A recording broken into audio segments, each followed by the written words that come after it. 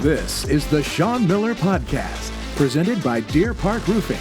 Now, here's your hosts, Paul Fritschner and Adam Baum, with the head coach of the Xavier Musketeers, Sean Miller. Welcome into another episode of the Sean Miller Podcast. I'm Paul Fritschner alongside Adam Baum, across from the head coach of the Xavier Musketeers, Sean Miller. This podcast is presented to you by Deer Park Roofing, as well as the official payroll sponsor of the Sean Miller Podcast, Payroll Partners, and our friends at TGE Solar. Sean, it's great to be here with you. The season's just a couple of days over now after the loss to Georgia in the first round of the NIT.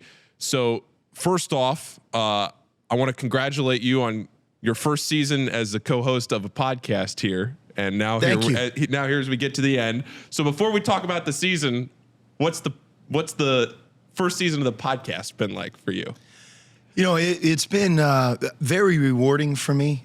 First of all, you guys make it easy and do such a great job. I wasn't sure how it would go because obviously the highs of a win, a low of a loss, the travel and everything that goes into these last 5 months, it makes a college basketball season, I mean, in some ways so grueling. You know, you wonder, okay, how will this fit in? But it's been really seamless. What it's allowed me to do is, you know, connect with those people that really make you as a coach want to be a coach.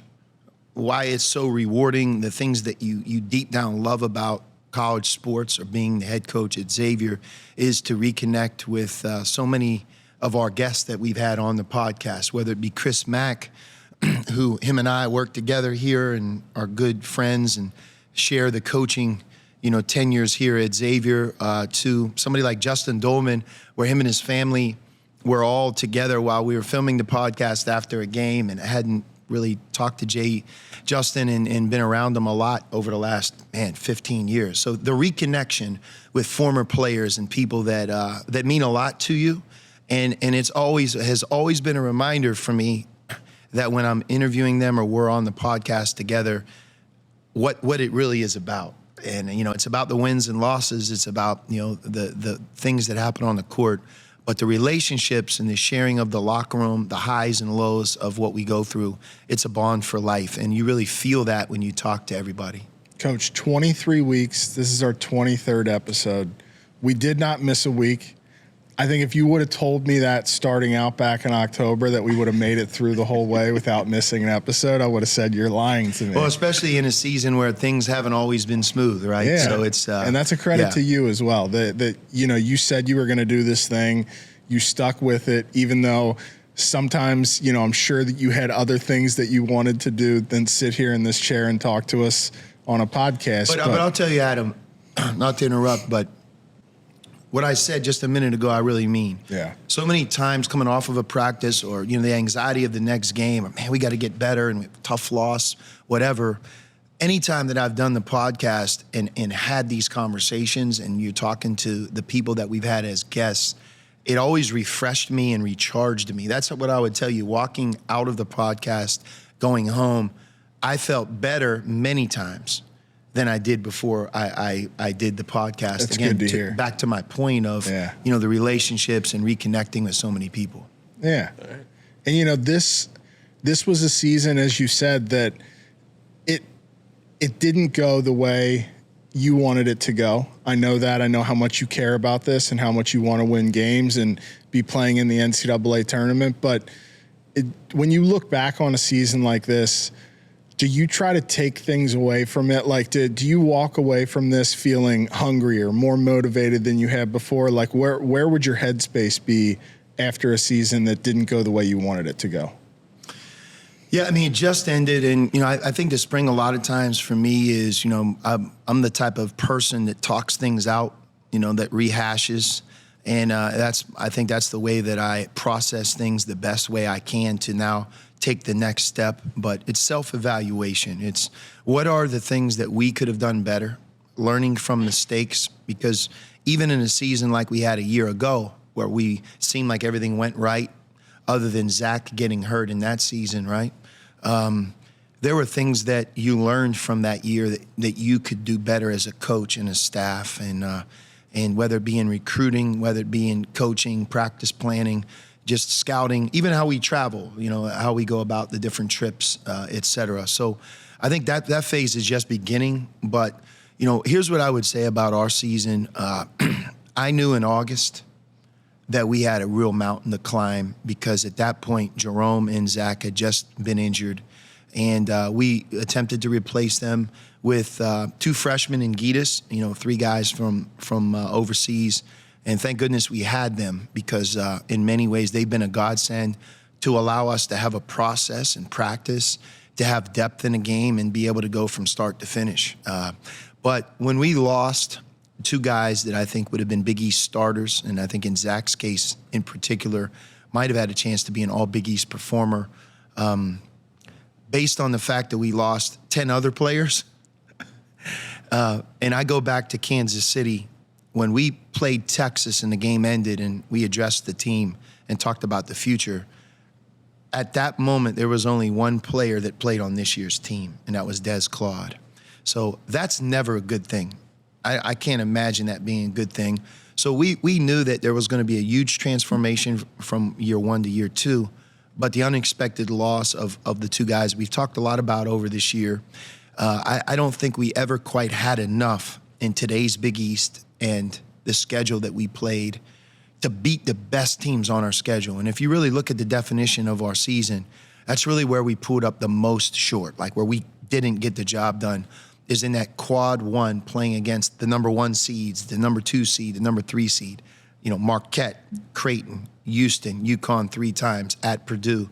We weren't able to win any of those games. And those losses mount. And, confidence sometimes can become a part of this. So because of that, I really tried to take it one day, 1 week at a time and see if we could fight this out to the end. And really, that's what we did. We entered the NIT, and we bowed out at Georgia by 2 points.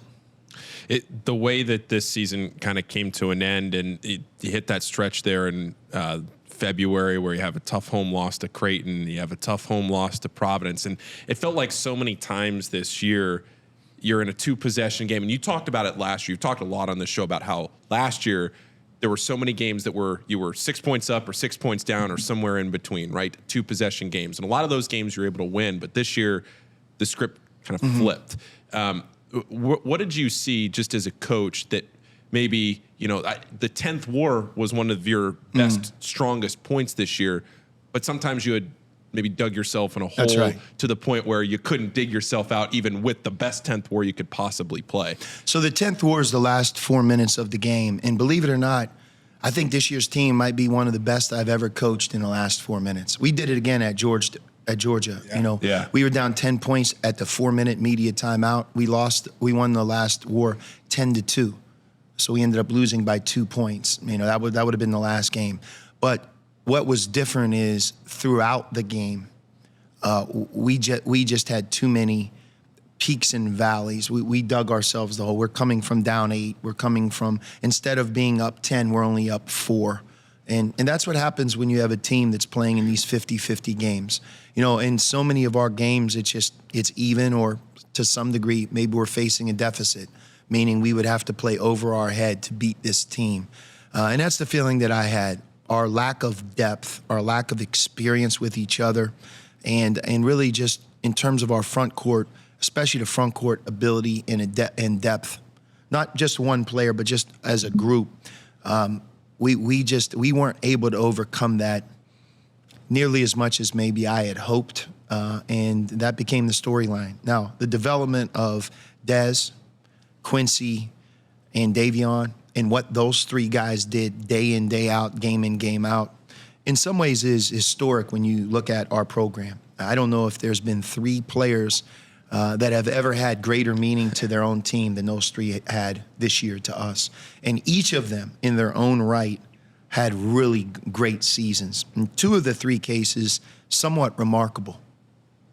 Yeah, between what was the game there at the end of the year? 65 of the 76, the game against Butler. Yeah. 65 of the 76 points came from those 3 guys. And it's just a microcosm of the season. And you talk about the improvement of Claude and the most improved player in the conference.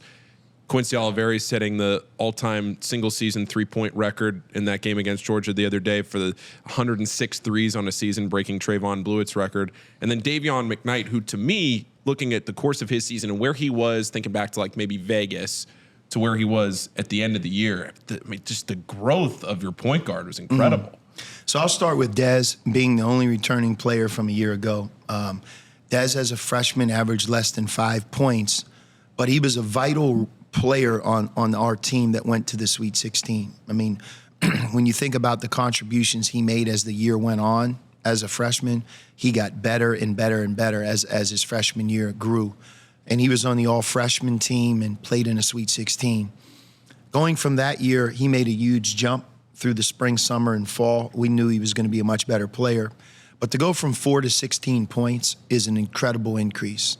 And to be able to do that in a much different role, overcoming the loss of Jerome and Zach, I think even puts an exclamation point on that difference. And if you think about how he played against Georgia at Georgia, an SEC team where he scores 30 points, and he was 5 for 6 from 3, which was great to see.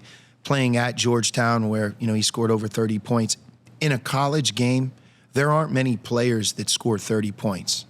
It's not an easy thing to do. No. So I think when you look at his pick and roll development, his ability to get fouled, his improvement from the free throw line, the next step for Des is just to become a better and more consistent three-point shooter. And I think he showed that he has that ability even in his last game against Georgia. The other thing about Des is he played with an elbow situation, which he's going to have to get cleaned out here after the year. And, I admire him for being able to do it every day. He didn't miss practices. He didn't miss games. He didn't hurt himself any further, but I think it bothered him throughout the year, and I have no doubt that could have impacted his ability to shoot the three. But he's going to make that jump. There's no doubt in my mind. And when he does, I think he then takes one more step, similar to Colby Jones, when you compare Colby as a sophomore to what he became as a junior. And certainly looking forward to that. Was that with his elbow? Was that something that happened before the season? Or was it? I think it's just more of a wearing down effect throughout the year. And it's, it's nothing significant, but, when it bothers you, it bothers you. And I think that Des, just didn't say a lot about it.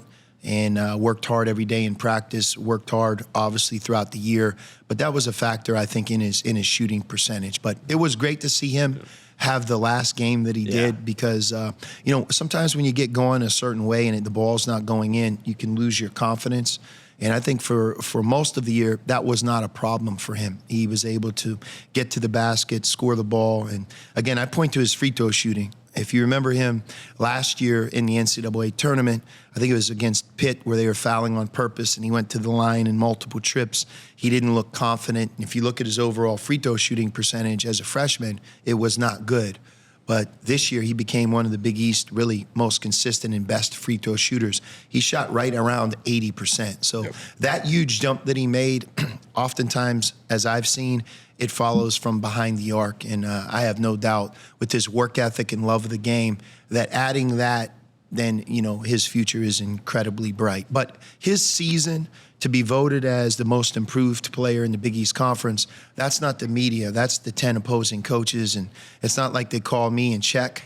By the way, I'm not allowed to vote for my own player, so I don't have a vote. I think for coaches to be able to do that, I think says a lot about how much they admired his growth and how much they respect him as a player.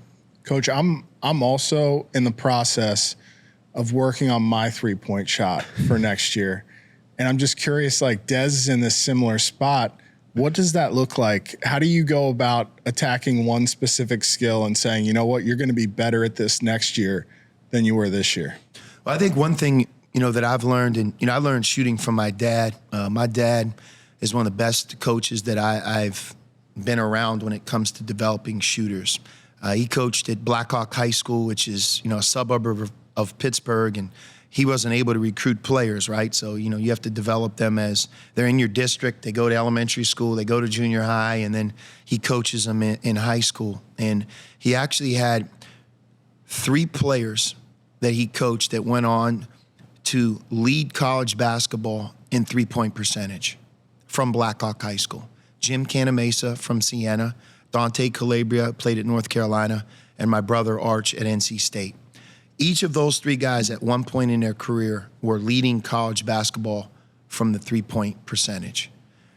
It's a heck of a statement. Wow. Yeah. So learning from him, there's some redundancy to it, right? I think in today's world of social media and sometimes, all the different creative things you see a guy like, Steph Curry do, that's the 1% of the 1% of how they're trying to be better.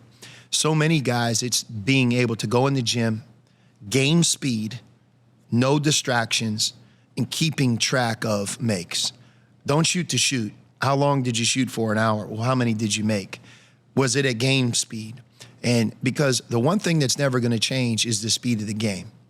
And there's times to do different things in building your shot, but there's no substitute from quick feet, catch a game pass, shoot the ball, and keep track of what you make, and do it every single day. Most guys can't sustain it over long periods of time. But the players that I've seen make the most growth, it's not the trickery of it, it's the consistent regimen. It's like lifting weights. It's diet, exercise, consistency. There's a lot of different new wave things you can do in a weight room. But if you just went with the core lifts and you ate properly and you never missed, you're going to experience gains. Shooting falls into that boring category, right? Now, that doesn't mean that there aren't different drills and different things that you can do to spice it up. And then when you look at the flaws of a shooter, the footwork, the mechanics of it, certain players and certain things, I think you have to make better. And then, so with that, can you do that plus have that consistent regimen? But there's no substitute for hard work. There's no substitute for game speed. And there's no substitute for keeping track for the amount you shoot and make. I mean, those three things, that's not rocket science, but to be able to have a facility, have the wherewithal, the work ethic to do it, not over a month, but over 5 or 6 months, I've yet to see somebody do that and not be better. Good to know. Yeah. I'm going to need like a master key so I can come on there and we'll supply that. We'll see how long you can hang in there. Off-season content, we'll make a video.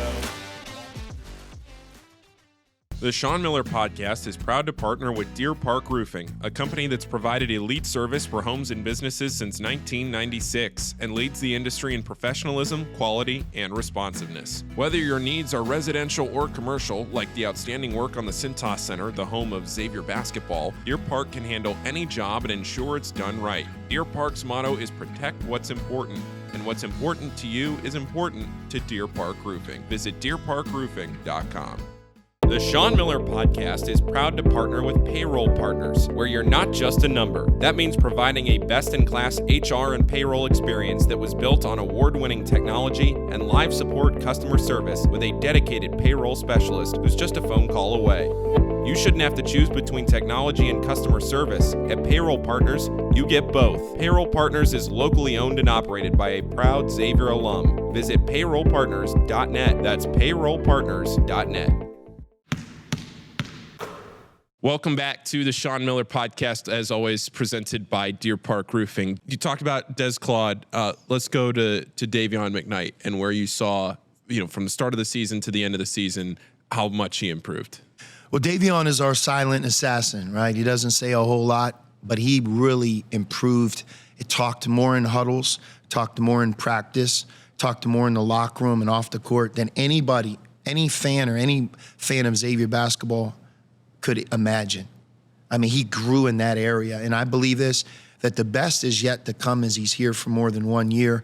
And that growth in terms of his talk and his communication will continue to be a powerful weapon for us to be a better team. Because your point guard is your quarterback. He's an extension of the coach. He sets the tone on defense and on offense. And really, guys like him set the tone every day. Dayvion did an incredible job of leading by example, playing through the bumps and bruises. You can imagine playing at the pace that he played at.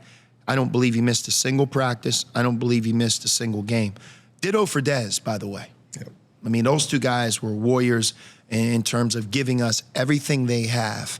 And I think sometimes that's taken for granted, certainly not by me, because, dependability, is an ability level, like no different than shooting, passing. When you can count on someone to be there every day, that's a great source of pride. So Dayvion led by example. I think his leadership, his growth, his communication skills improved as the year went on. But the pace that he played with in our transition game, our run to score, the identity of our offense really starts with him. And I don't know if there's anybody that was better at pushing the pace, making decisions on the run than Dayvion. I think he finished second in the Big East in assist to turnover ratio. Yeah, I think that sounds right. Maybe top 5, top 6 in the Big East in assist. And his scoring improved as the year went on. Yeah. At first, if you remember, he was a reluctant three-point shooter. He then became a better three-point shooter through his hard work and his dedication. And I think that he became more confident in what we did. But once he became a third double-figure scorer, that's really what gave us a chance to win so many games. Because we have always had Des and Quincy, and then as Dayvion gained more and more productivity offensively, I think when you point to our best performances, there was always those 3 that performed. Yeah. Very seldom were we able to win when 2 of the 3 played well. And don't forget with Dayvion, Shaka Smart sat in the media room downstairs and said Dayvion might be the fastest guy in terms of pushing the ball that he's seen since Ty Lawson at North Carolina. He pushed it every day in every drill and every day in practice, and he did it just remarkably well. I think that when you recruit somebody to a style, there would be an example of a style of play that really fits a player. Yeah. And he was the perfect fit for us. But I wouldn't trade him for anybody. His toughness, his consistency, his demeanor, being a great teammate, caring about the win, playing alongside both Quincy and Des, and then his development, his improvement shooting the ball. It was really fun to watch. And I do think that you can't look at him as having less of a season than Des and Quincy. I think each of them in their own right had remarkable individual seasons. Yeah. I remember there was a video I took from the Crosstown shootout. It was as the time was winding down, the clock was expiring. I think it was the shootout. And Dayvion was right in the front of the frame of the shot. And as the buzzer went off, the lights were on, everybody's celebrating. He kind of puts his hands in the air for a second, maybe 2 seconds, puts them down, and then just walks right into the, everybody else is celebrating. It's like, all right, on to the next thing, on to the next thing. And that just, to me, felt like such an example of what he brought to this team this season of, all right, great. Now let's keep it moving. Let's keep rolling. Let's not get too high. Let's not get too low. You stay steady. Mm-hmm. Yeah. And Dayvion, the other part of it is, and I just want to bring it up because of how tough of a situation it was, and really how much I admire him. Is he lost his brother during the season, which you can only imagine. Maybe you can't imagine what that would feel like, and he was able to just continue onward, which again is, I think, a great credit to his family, to our program, his teammates, but really it starts and stops with Dayvion.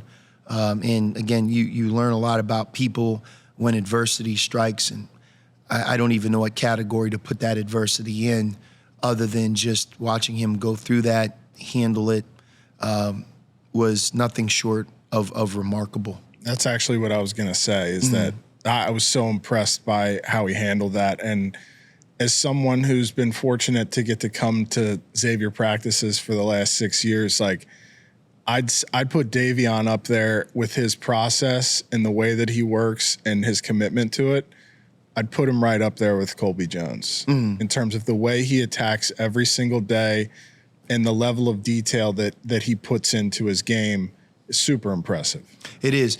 We start every practice with a ball handling regimen and routine. You guys know sometimes it's 2 ball dribbling, sometimes it's 1, and it takes 3 or 4 minutes. That doesn't sound like a lot of time, but we really have done it from the onset of early October all the way through our last practice leading up to the Georgia game. And as a point guard, somebody who handles the ball, you could see where sometimes you take that serious. Sometimes maybe you look at it more as a warm-up. I don't know if I ever saw a difference in him in the hundreds of times we did that every day, first thing of practice, where he gave it less than his undivided attention, meaning he was just locked in, looked at it as, hey, I'm developing my craft. I have the ball in my hands more than anybody. I play fast. Coach wants me to take care of the ball. This is a helpful drill towards allowing me to get better and improve in that. And he did it the same way every day. And if you're his teammate and the point guard who handles the ball with ease, in Dayvion's case, is taking it that serious. It becomes contagious where it spreads through the rest of the team. And again, it's leading by example, and I think that's something that he does a great job of. The last thing I would say about Dayvion is one of the most interesting things from the episode when he was on here a few weeks ago was he was talking about the pace of play, and you just mentioned it a few minutes ago, but he said, you would have thought that I would have turned the ball over more because of how fast I was playing, but actually turned the ball over less. And he goes, I don't really know how that works, but that's how it worked this year. Yeah. Just the speed that he played at, and to keep those turnovers to such a minimum as the year went on it's incredible. A lot of people that talk about, I'm a point guard, or I want to be a point guard, or is he a point guard? And, and in today's game, there's a lot of versions of guards, and the NBA is filled with them. I don't know. There's teams, maybe more teams in the NBA have this than don't. And that is, you don't really have your traditional pass first point guard that existed for eternity. It's just the game's changed. You have to be able to shoot and play pick and roll, and there's different variations and sizes that have the ball in their hands. If you look at the Boston Celtics and you just say, okay, which guy is the point guard? A lot of times the lineup they put on the court, maybe it's Jason Tatum, maybe it's Jaylen Brown. They just, that's how the game has grown and evolved. But regardless of how tall or who they are, assist to turnover ratio determines who you are in terms of, are you a point guard? Can you handle the ball? Can your team function? Can you win?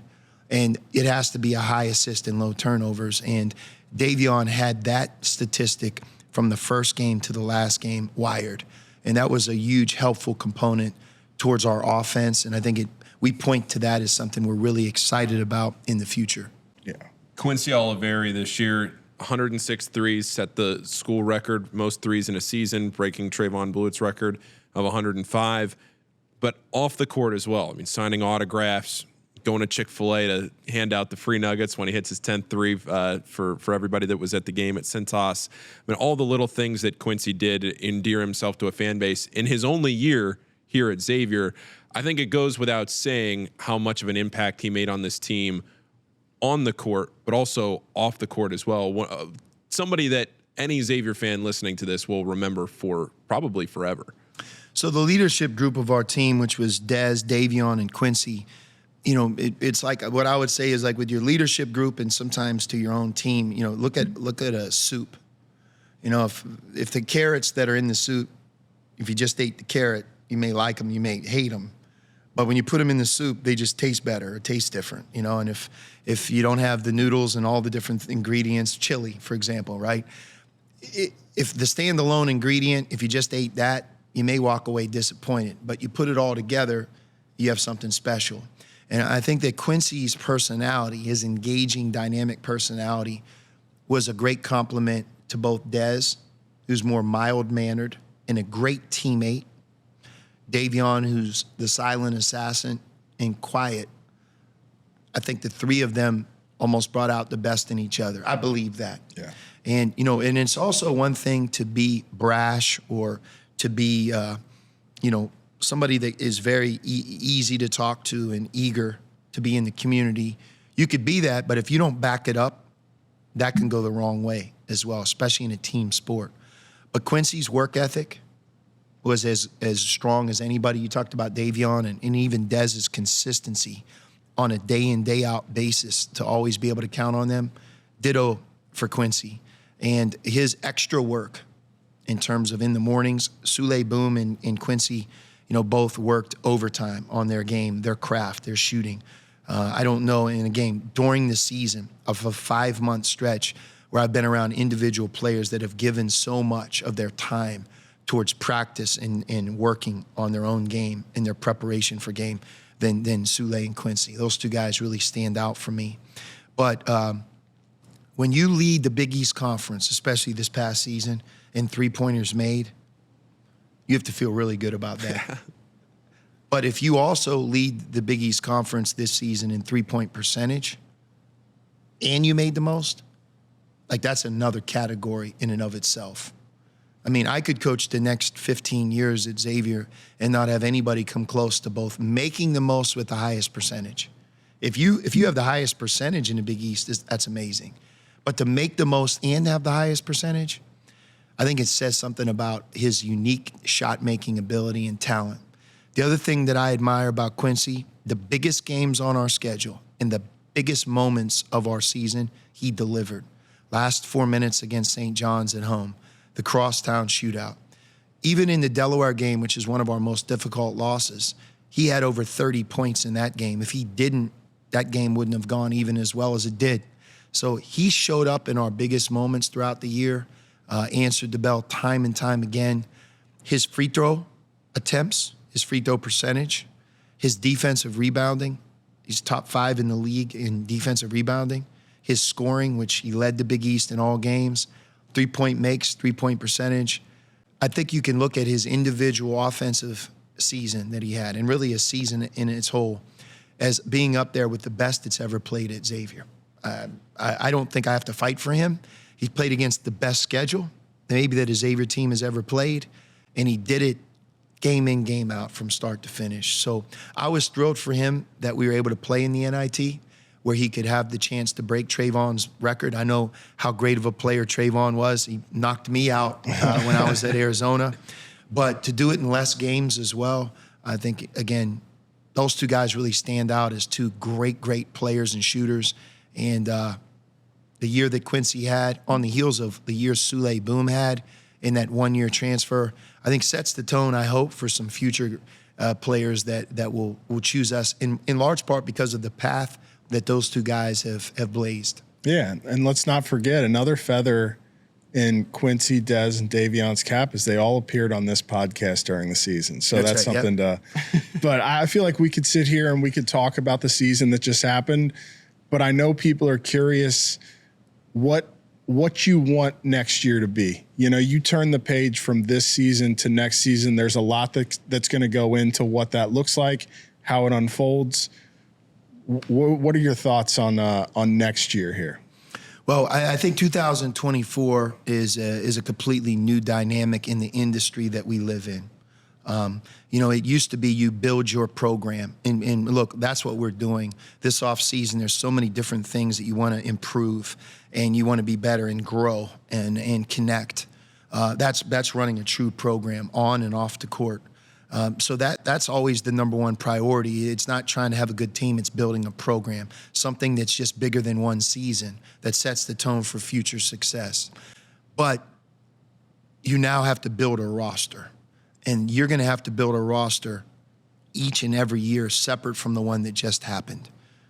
It's a different world. So with that, I think the first thing is we have to build our roster to be successful in the Big East Conference. A deeper team, more interchangeable parts. We have to add the ingredients that we felt we were missing this year. You know, I think the best transfer that we're going to have, or transfers that we're going to have available for next year's team, are going to start with Zach Fremantle and Jerome Hunter. God would not let them miss a single game next year based on everything that he's already challenged them to do. That's so true. We're looking forward to coaching both of those guys from start to finish. And I think when you look at both of them, where they are in their respective careers, their experience in the Big East, their experience at Xavier, and by the way, in our system, the hunger and desire for both to finish on top, I think you have two huge pieces to a successful team. But returning those that I think are going to be beneficial and that want to be here, that fit who we are, and then, you know, adding this spring and summer to that respective group, so that next year when we take the court, we can be better and bounce back to where we were a year ago in an easier way. In terms of like the on-the-court approach, Adam, we have to get our defense better. You know, our defense in year one, although we had a great team, I think we finished, and I'll use Ken Palm and just analytics. I think that's the safest way to look at it. In the 60s, that's not good enough. In the Big East regular season, I think we were like 8th. Again, the Big East has some great defensive teams, but 8th isn't good enough. But in that year, I think if you remember back, we really improved as the year went on. At one point, we were in the 90s and we moved into the 60s. The lower the number, the better. This year, we finished, and although our record wasn't good and as good, we weren't nearly as good of a team. Our defense improved, believe it or not, by almost 20 spots. So we're in the 40s now. That's not good enough, and I'll point to the Big East Conference. Again, we finished in and around 8th in Big East only games. That means there's only 3 teams that are lower than us defensively, 7 that are better. And the margin to be 7th or 6th is slight. But I think part of the identity when I was here the first time, me as a coach, our program staff, is that we could beat you on defense and on offense. And I think the development of that, recruiting to that, being tougher to score against, in addition to playing our offense, I think that's where the secret sauce lies. You know, that's what we want to build, and we have to become bigger, better, tougher, more experienced, quicker, more interchangeable to allow that to happen. And I think in our recruiting efforts and as we build this roster, we build that with defense in mind. You might say that's the good stuff. What is it, Mike and Ike's? I'm off that stuff. I don't even want credit for that. It's a terrible thing to do. I'm curious when you talk about going into the transfer portal and everything and how the dynamic of coaching in 2024 has changed. I'm just curious your thoughts on, you see a lot of these coaches now having to adapt to what this is like. And in this world, there's always change, right? And the change that we currently have in the college basketball landscape is you might not have the same amount of 4-year players as you had before because they're going to bounce around because that's what they're able to do. So for you, Coach, how has the mentality changed going into every season where you're going to essentially have to re-recruit your players just to come back as opposed to going into the portal or just knowing that they're going to, be around for 2 to 3 years? Look, you have to embrace change and evolve as it grows. Now, I will tell you that my plane landed here roughly 2 years ago as the new coach at Xavier. Thrilled to be back in Cincinnati. And when I landed, if you'd say, what is your plan? That plan is not the same plan. You just blow it up because there are too many factors in today's world of college athletics that weren't or they were just beginning then 2 years ago. But it's flipped upside down twice. I mean, for example, you look at Cam Spencer's impact on UConn, right? This is Cam Spencer's third program. He's a terrific player. He's one of the best college basketball players that I have coached against. Smart, tough, defense, offense. What a great fit for UConn. But that's a big difference when you can add somebody, in his third school, and you're like that. We're talking about potentially the national champ again, right? Back to back. Caleb Love at Arizona, a place that means a lot to me when you watch him. His impact, he's the Pac-12 Player of the Year. He left North Carolina as their starting point guard, eligible immediately, and maybe he'll lead them to a Final Four or a national championship. That's reality. You can not like it, you can love it. I don't know what side you want to fall into, but all of us are responsible for building our roster and our program, and there are certain opportunities that you have to strike and build and make your team better than it is, and you can do that through the transfer portal. I still believe that there's balance. I don't think you want to just be one-dimensional and just rely strictly on that, but there's going to be faces that leave your program. There's going to be faces that come into your program. To be able to embrace change, that becomes our task. Coach, one other thing that I want to ask you, this is my last question for you here on the show. The Big East this year was Ken Palm's second best conference, but they only got 3 teams into the NCAA tournament. We're recording this about 25 minutes before tip-off of the first game on Thursday, so we don't know how all the teams are going to do from all the conferences, but just now entering into March Madness, Creighton, Marquette, and of course UConn, the reigning national champions. But I'm curious your thoughts on the Big East and the talent that was at the top of the Big East this year, but also the quality that was in the middle of the league and the fact that they only got 3 teams in. Yeah, I'll only speak from experience. This was the 19th season I've been a head coach. I've never coached in a conference setting season that was more difficult and challenging than the one that we just finished. Not because of how good or how bad our team was, but the night in, night out dynamic of the coach that you're facing, the quality of opponent, team that you're facing, the individual talent and experience that existed on every single Big East team, the venues that you play in, where every one of them is incredibly challenging to win on the road. And if you're in Madison Square Garden, and you guys both were, I don't know if I've ever ever seen a college tournament, a championship tournament with more pageantry and more love and more competitive spirit and quality than the Big East tournament in 2024. I mean, it was just, it was incredible. It was awesome. The atmosphere, if you're a young player in that atmosphere, I mean, you feel like this is the best of the best. There's nothing that could top this. So the quality of opponent, like the metrics, we can argue about it, but we were a conference more deserving than 3 teams. The one team that I just felt incredibly bad for is Seton Hall, because UConn they're a superpower team. I don't know if they'll win the national championship. It's what captivates March Madness. Anybody can beat anybody, but I know they're capable, and I would say that they're the odds-on favorite to do it. They won it last year, and I think that one of the narratives was, well, they beat UConn at home, but, Donovan Clingan got hurt in the game. You can't bring that up. If you bring that up, the slippery slope then becomes, well, what about this game? What about that game? Well, what about when Seton Hall was playing their game and Kadari Richmond didn't play? If you're going to play that, that's a slippery slope that none of us can go. I mean, the fact that they beat UConn and they won 13 Big East games and they earned it from start to finish.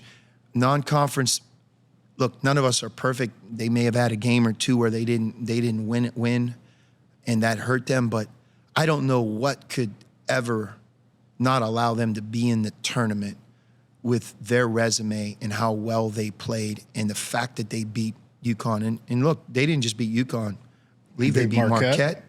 They beat St. John's twice.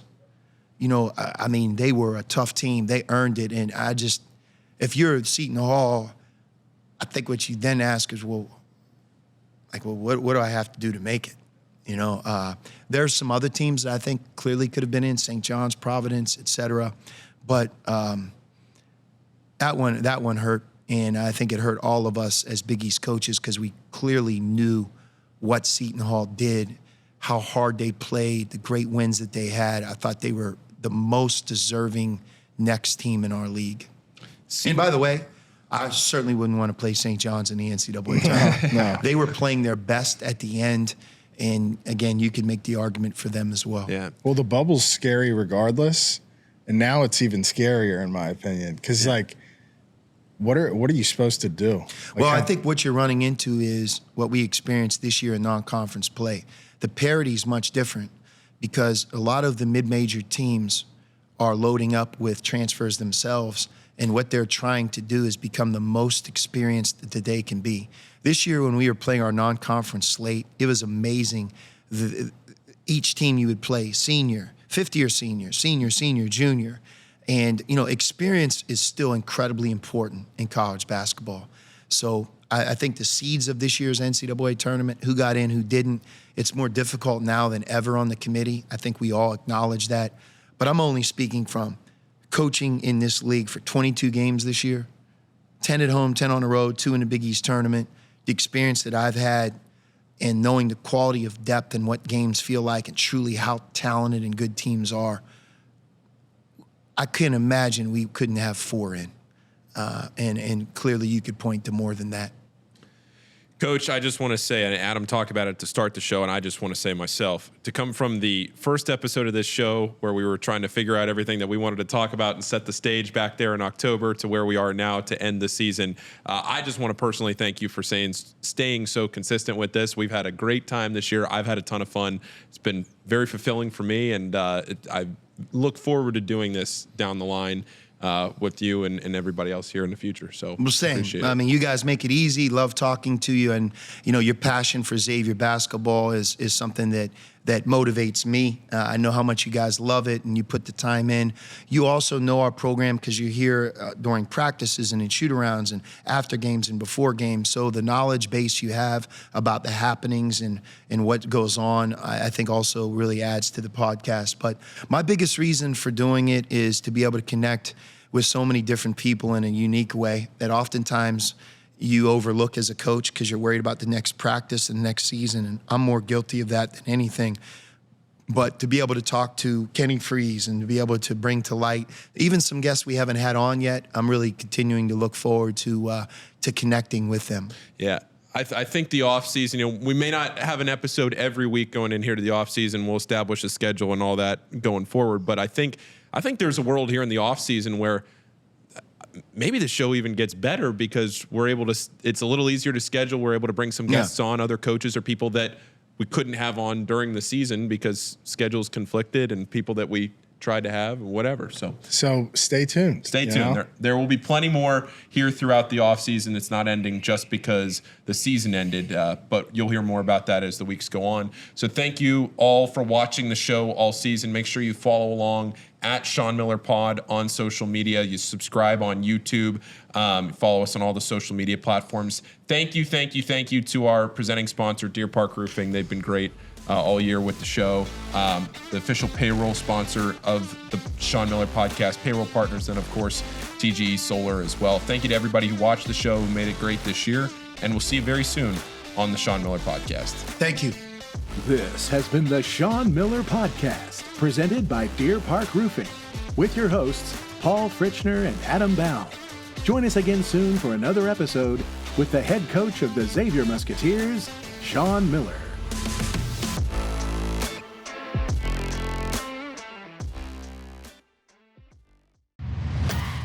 I'm from Boston, Massachusetts. Milano, Italy. Milwaukee, Wisconsin. St. Louis, Missouri. From Abuja, Nigeria. And I chose Xavier University for its education, more opportunities. for passion. Because it felt like home. The community. Campus life. D1 basketball. Because I love Cincinnati. I came here To be a Musketeer. I am. I am. And we are the faces of Xavier.